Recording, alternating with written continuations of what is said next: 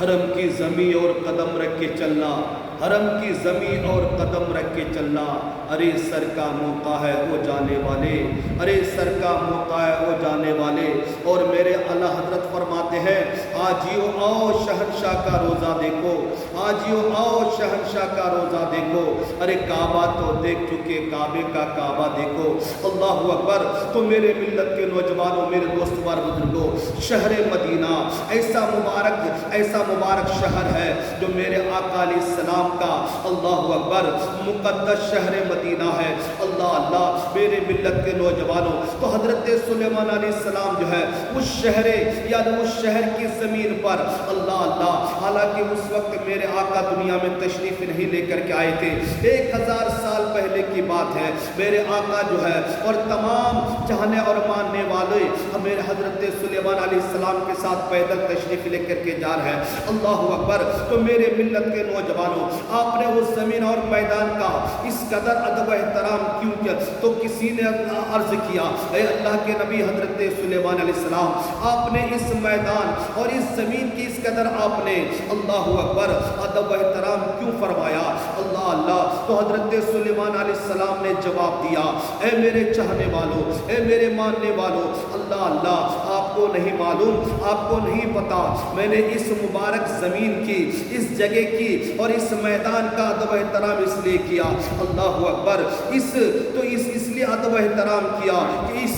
اس وقت یہ جگہ جنگل اور میدان ہے، مگر ایک اللہ کے نبی جن کا نام محمد رسول اللہ ہے، اللہ کے آخری پیغمبر ہیں، وہ دنیا میں تشریف لے کر کے آئیں گے،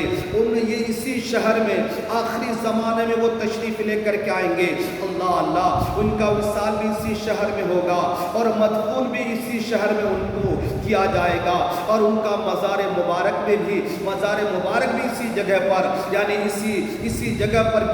بنایا جائے گا، اللہ اکبر۔ اور یہ جگہ اس قدر مبارک والی جگہ ہے، یہ اس قدر عظمت والا شہر ہے، اللہ اکبر۔ اللہ رب العزت نے اس جگہ کو بیت المقدس اور خانہ کعبہ اور عرش اعظم سے بھی افضل اور اعلیٰ بنایا ہے، اس لیے میں نے اس زمین اور میدان کا ادب بجا لایا۔ اے ایمان والو، اللہ تعالیٰ کے نبی حضرت سلیمان علیہ السلام نے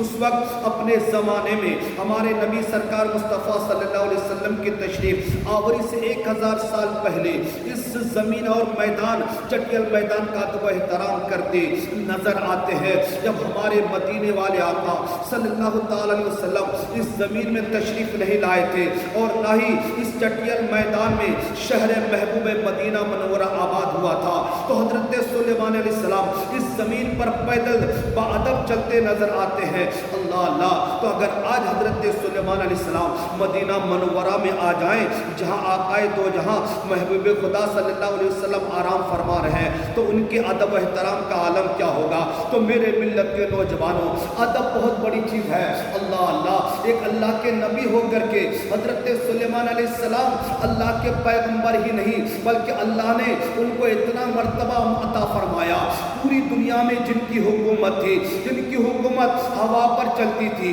جن کی حکومت دریاؤں پر چلتی تھی، جن کی حکومت چرندے پرندے پر ہوا کرتی تھی، جن کی حکومت جناتوں پر تھی، اللہ اکبر۔ حضرت سلیمان علیہ السلام کا مقام اتنا بلند ہے